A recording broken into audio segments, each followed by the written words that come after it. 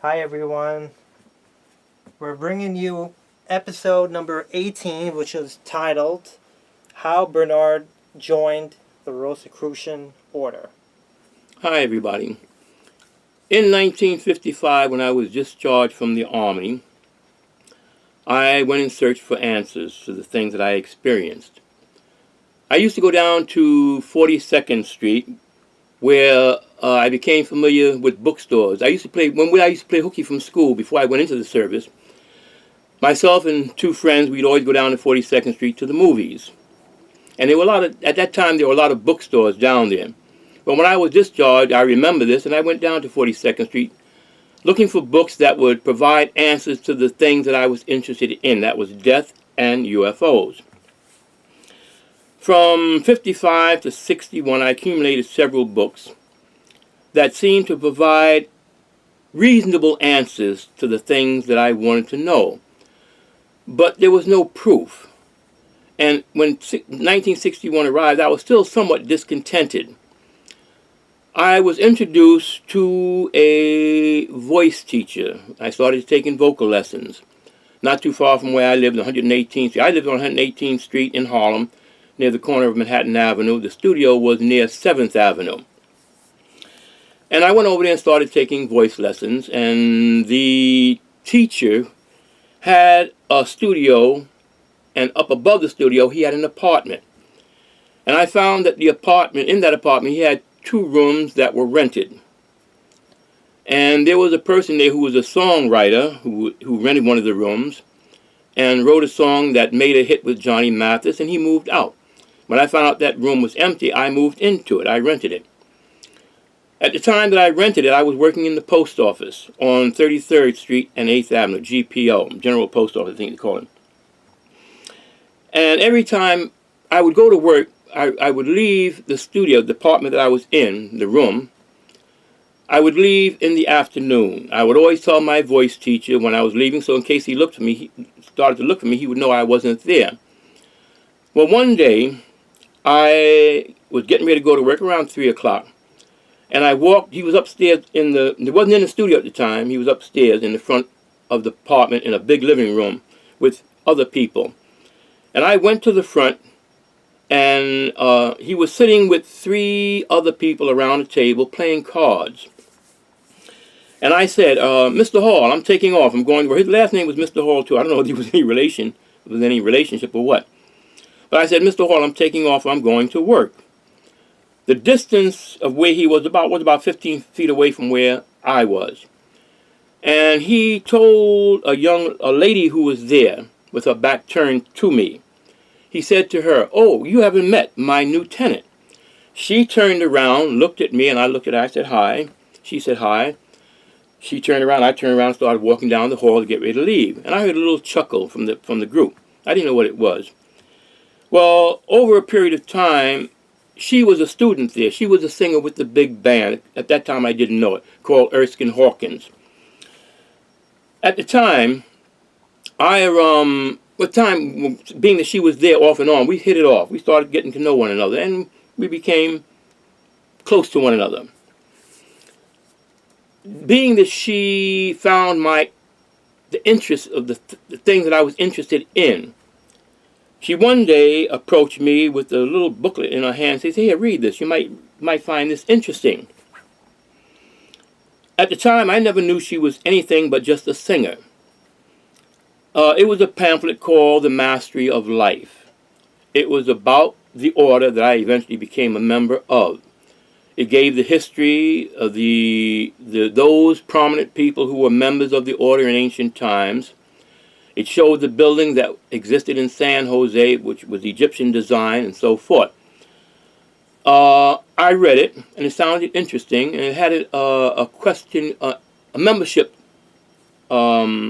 questionnaire in there. And it asked certain questions. I filled it out, sent it in, and it was returned saying that I had been accepted.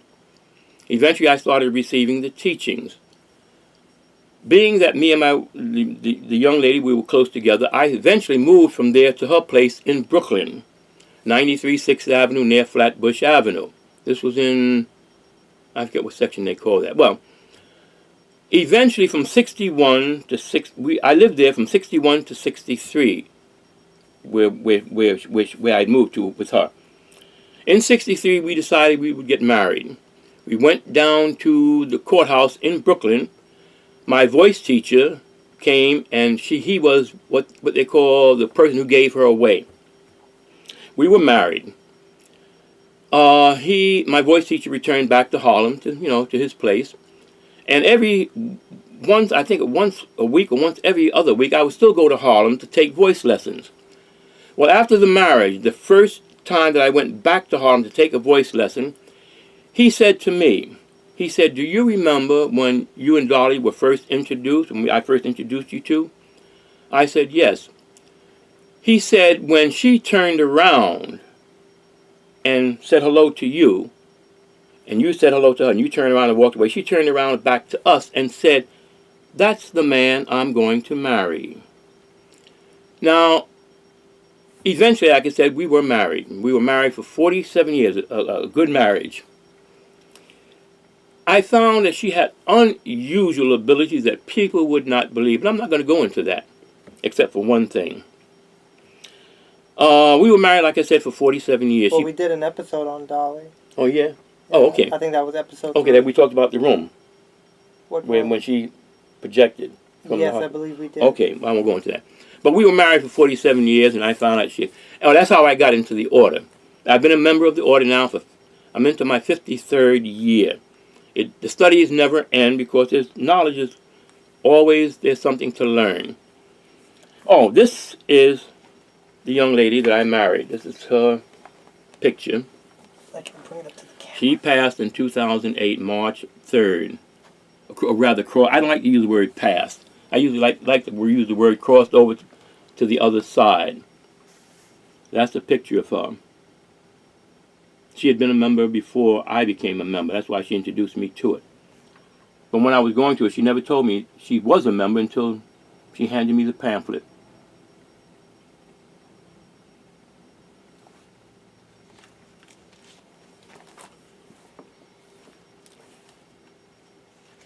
I eventually, being a member for a period of time in the lodge that I was in, we used to give lectures to the public, introducing the order. I was asked to give the history of the order to the public there at our lodge. This is what I said to the membership there.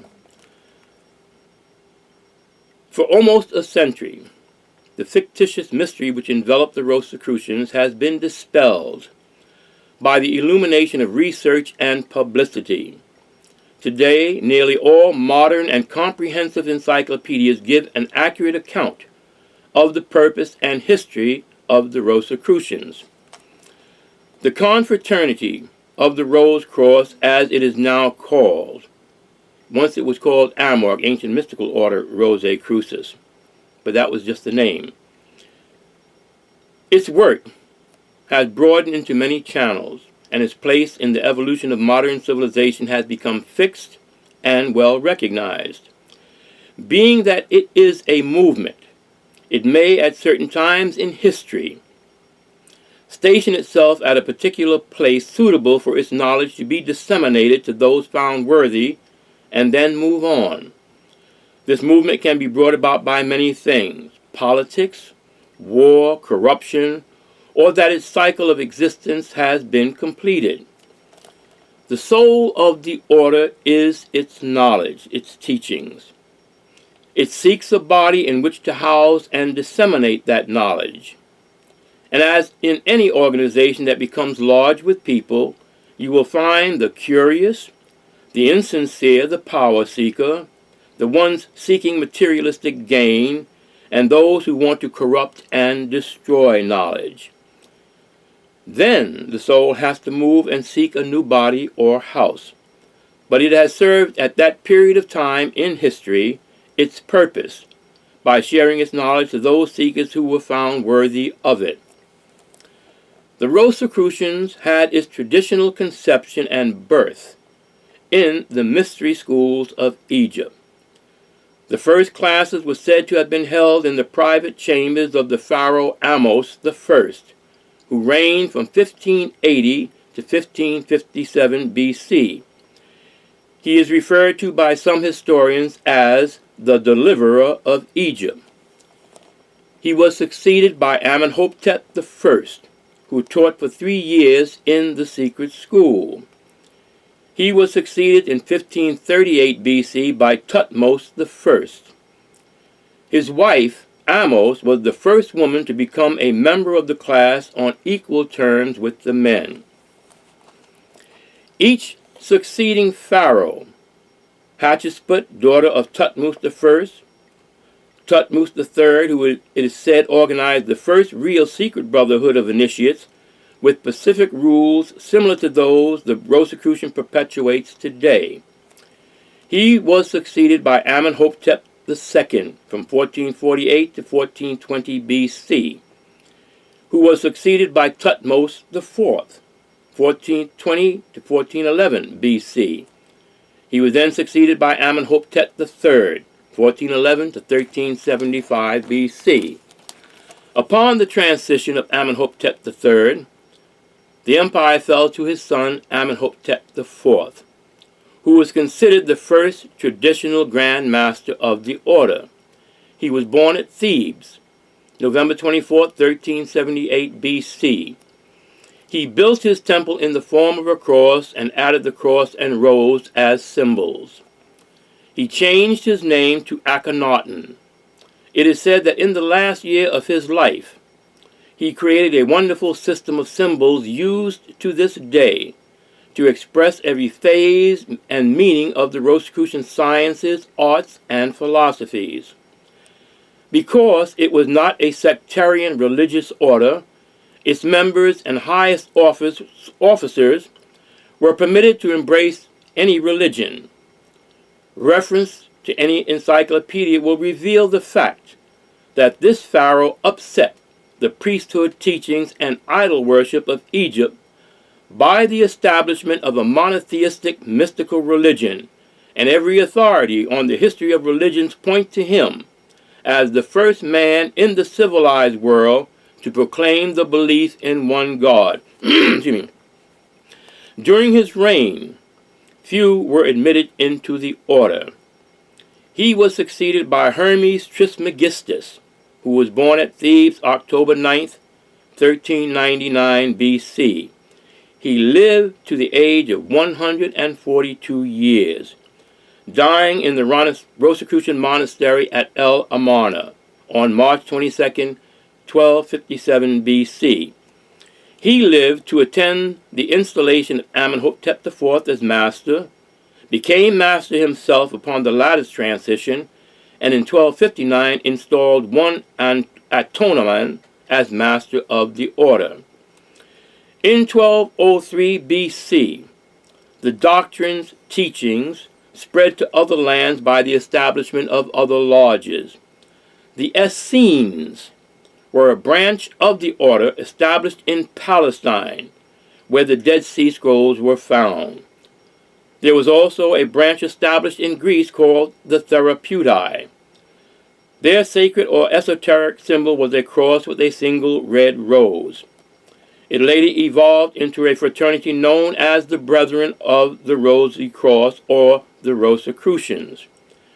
It was referred to by Lord Bulwer-Lytton in his book Zanoni, and by many others who have given time to such research, including Sir Francis Bacon, who at one time was chief executive of the Order of the Rosicrucians throughout continental Europe. The great centers of learning of the order became the centers of pilgrimages on the part of great minds seeking illumination and the highest advancement in culture and ethics.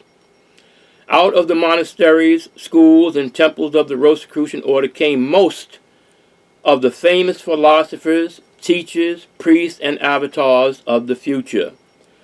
The records of the order are replete with the life stories of many eminent characters known in general history, such as Solomon, who entered the order sometime in 999 BC. 5 years after he began his rule in Palestine, he completed the temple in which to house a brotherhood, somewhat different from that which he found in Egypt. The growth of the Solomon Brotherhood, as it was officially called in all ancient documents, evolved into a semi-mystical, speculative, secret fraternal order of power and great honor. Other members were Solon, who it is said entered the order in 618 BC, Pythagoras, born November 26, 582 BC, entered the order at Thebes in the 2nd of April, 531 BC, and his wife, Zeno. The first spread of Rosicrucianism to the Western world was from the great seats of learning of ancient Egypt, namely Tel El Amarna, Thebes, Heliopolis, and Alexandria. After the journey of Pythagoras to Italy, many came from Greece and other lands to be initiated in Egypt, and from there returned to their native lands or elsewhere to establish branches of the order and became masters and officers. The names of those who you will find listed, as I was talking to the group of people, became listed on the paper that was on your seat. That was at the people that I was talking to. Published during their lifetimes one or more papers dealing with various principles of the Rosicrucian philosophy of science. Some of these writings were kept secret. Others were written for public reading with the true doctrines carefully veiled. If anyone would like to study such writings, the names are listed and some of the names and titles of their work. This was explained to the group of people in the audience. The Rosicrucian order in France spread very rapidly and attracted wide attention. It spread to Germany after the Grand Lodge was established in France. Charlemagne, or himself, was the first to introduce the order in Germany. A cycle was established which called for a period of active and inactive cycles, each of 108 years. The first 108 years was to be a period of outer general activity, while the second period of 108 years was to be a period of concealed, silent activity, almost resembling complete dormancy. The members of the branches and the great leaders did not cease to carry on their individual activities. During the 108 years of inactivity, the members of the order privately initiated their own descendants in their immediate families and did not accept new members from the outside. Because of the 108 years of inactivity, historians had problems tracing the history of the Rosicrucian order. For example, what was thought to be the beginning of the order in Germany in 1610 was actually the beginning of a new cycle after 108 years of inactivity. Sir Francis Bacon, Imperator of the Rosicrucian in England, was the author of the pamphlets that brought about the revival in Germany. His book, The New Atlantis, admittedly his own work, clearly indicates the connection between Bacon and the publications issued in Germany between 1610 and 1616. In Europe, in the fall of 1693, some Rosicrucians and their families, fleeing religious intolerance, chartered a vessel called the Sara Maria, under the leadership of Grand Master Johannes Kelpius. In 1694, they reached the city that is now known as Philadelphia, and to which they gave that name in the first month of 1694. They lived for a while in what is now known as Fairmount Park. Later they moved west to Germantown and settled on the rugged banks of Wissahickon. Many of their own books and manuscripts, prepared in their own printing plants, are still preserved in the historical collections of various historical societies of Pennsylvania and by the descendants of early governors of the state. It was here that many important American institutions were established, and that valuable contributions to the scientific and art foundations of the United States were laid. The list of eminent Americans who became affiliated with the Rosicrucian activities during the first century of its existence in Philadelphia read like a roster of American patriots and leaders. Benjamin Franklin and Thomas Jefferson were but two of the outstanding figures in the activities of the national headquarters of the Rosicrucians in America. Because of its 108-year cycle, it was only natural that the first American movement should close its outer public activities in 1801. During the years 1800 to 1900, the order in France, Germany, England, Switzerland, Holland, Russia, Spain, and in the Orient were carrying on with increasing activity, but under very difficult conditions because of the political persecution that was directed toward every sort of secret organization devoted to the promulgation of advanced knowledge and the higher laws. As the year 1909 approached, many men and women journeyed to France or other parts of Europe, seeking not only initiation into the Rosicrucian order, but some official permission to aid in the establishment of the order again in the United States for its new cycle. The complete history of the order, written in French and other languages by one Brother Whitman, a member of the Belgian Senate and an honorary member of our order here in America, contains very interesting facts regarding the activities of the order in France during the 20th century. Dr. H. Spencer Lewis, first imperator for the second cycle of activity in America, had been authorized to reestablish the Rosicrucian order in the Western world, and his powers had later been confirmed by the European jurisdiction.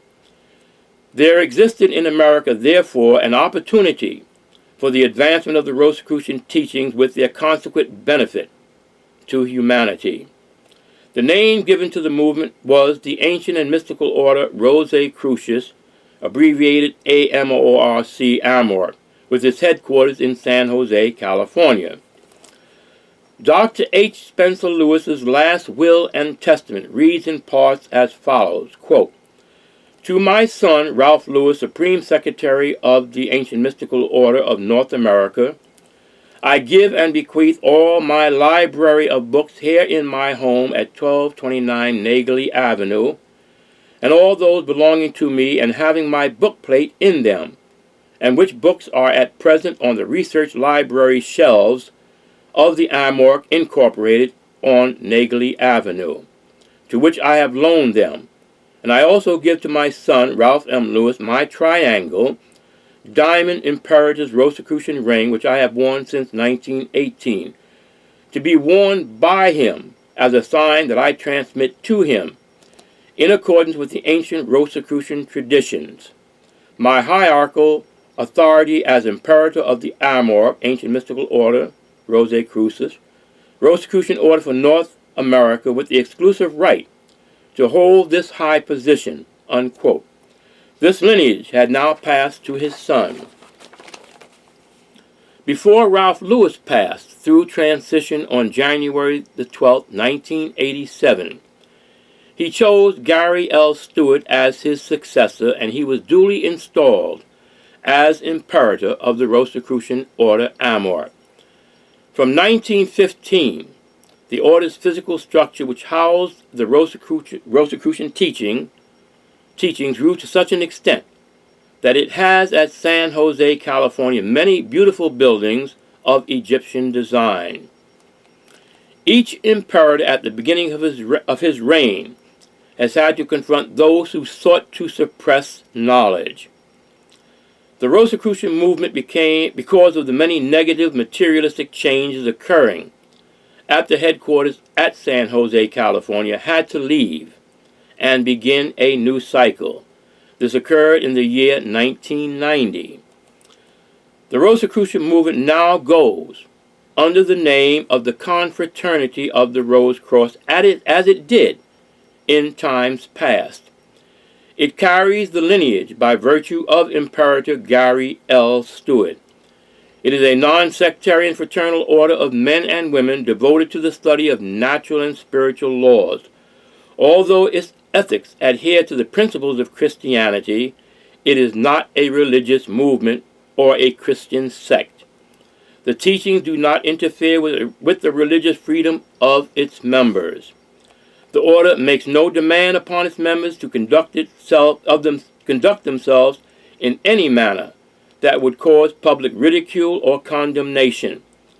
The members are not required to dress, eat, or act differently from any intelligent and morally responsible man or woman in conducting his or her ordinary affairs. They resort to no practices or rites that are injurious to health, family relationships, or morals. Any law-abiding person of either sex, and 18 years or over, with an expressed desire to learn more about himself and the universe, is eligible for admission into the confraternity of the Rose Cross. Its study includes such sciences as physics, chemistry, biology, physiology, and psychology. It expounds a system of metaphysical and physical philosophy intended to awaken the dormant, latent faculties of the individual, whereby he or she may utilize to a better advantage his or her natural talents and lead a happier and more useful life. The member is taught the significance and application of the cosmic and natural laws which are found manifest in the universe around him and in himself. That ends a brief introduction to the Rosicrucian order. Very interesting episode. We actually were going to do 2 separate episodes, but I think you forgot What's that? for us to pause. To pause what? To do the brief history of the Rosicrucians. Oh, that We was were it. supposed to do how you got into it and then do a separate episode. Oh! You just kept going. But it's okay. We can merge the episodes. Oh, okay. Very interesting episode, the brief history and how you got involved. And for those that want to know more about Dolly, we did an episode number 3, Dolly and her amazing abilities. Check that one out. The Rosicrucian order is a pretty amazing thing. Oh, people. The thing is that why we're having so many problems. We're being taught things that do not relate to universal law. Therefore, we don't know ourselves. We don't know our relationship to all other things. If we were studying universal law, it's a non-sectarian, it's a science. You're studying the laws of the universe. You get a better understanding of the works of God, of the Creator. If we understood and everybody was studying this, wars would end. People wouldn't be confused as they are today. I wouldn't fight. What I've learned, I would never fight in a war. I've learned my lesson, but most people don't. It takes them too long. They have to go through too many trials and tribulations before they get tired of it and they want to learn. I learned pretty quickly. But if people would study, it's a simple study. I'm not no scientist. I started to understand. It's so simple. It only requires an hour or an hour and a half out of a week, the studies that you get. The rest is maybe an experiment. If it's talking about a law of atoms and electrons, how they work, you might have an experiment to perform to show you that what is being said is true. If there is said to be a development within the human body that needs to be developed so you can express more of the divine within, there will be an exercise for you to do to activate those psychic centers within your body, whereby if you do it right over a period of time, certain things will begin to happen. I had it happen to me. I had my 4 out-of-body experiences. It showed me that we survived the body. I had an experience on the subway, which showed me certain things also. So, it's there. It's there for you to learn. Get away from these things. And how much you have to pay for membership? Oh, at the time I joined, it's not much. It's not much. I think it's $100 and something for a full year. For a year? Yeah. So you have to pay $100 some a year? Yeah, but you can pay it. You don't have to pay it all at once. when I filled out the application, I had to send in the application with a certain amount of money. It wasn't much, about $5 at the time, I think it was. And it stated that if I was not accepted, there would be an explanation as to why I was not accepted and my money would be returned. But of course I was accepted. But I do know people who filled out an application, sent in the money, and they were not accepted. The money was returned to them, and an explanation was given as to why they weren't accepted. So I found there's truth to that. And what do they do with the money? I guess they have to print paper. The order's not an organization. The members support the organization, so they have to have a machinery to print the paper, to mail it out to the people, and all this helps. Not only that, they have to do scientific work. Mm-hmm. And when the order was first established, so there's a salary that each one of them makes? Not much. It's very, very little. Like the imperator, he gets a little salary. He gets a small salary. But the main thing where other things came. It depends on who's defining what's small and small. Well, it was no large salary. Mm-hmm. It was no large salary. He didn't live expensively. Mm-hmm. He had his own little place with his wife. It wasn't like these CEOs today, you know. Yeah, I mean, they have to do work. Their work is for the order. They can't do anything outside of it because that would take away from what they have to do. Their work is important. They have to print the monographs. He has to do all the writing to send out the monographs to the people. And other things that he has to do. He has to go and promote. He has to go to other countries to speak on the order and things like that. So he has to be, supported. Okay. Yeah. But I've been a member for 53 years. There's nothing like it. I've been members of other groups. There's nothing like this one. Well, I myself would like to join as soon as I finish school, college. That's another type of learning I want to get into, which I will when the time is right. Yeah.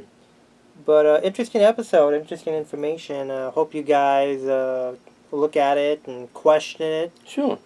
Research. Do your research. And as always, leave us comments, subscribe, email it out to others. So just word of mouth. We appreciate the support. Yeah. Any last words? No, just do your research. Do your research. The order tells you, look into the order. Just don't join. Look into what the order's all about. It's out there. They're not. Right. But people in the public are not. The big wheels are not going to talk about it. They don't want you to know more than them. All right, guys. Thanks for watching. Thank you.